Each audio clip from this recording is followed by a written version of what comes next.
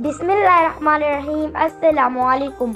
उमर नाम का मतलब। उमर नाम का शुमार लड़कों के नामों में होता है। उमर नाम की इब्तिदाई तारीख अरबी जुबान से निकलती है। उमर नाम के अफराद के लिए खुशकिस्मत नंबर 4 माना जाता है। उमर नाम का मतलब उमर जिंदगी, वक्त, अहद है, जबकि खुशकिस्मत दिनों में जुम्मा, हफ्ता शामिल है।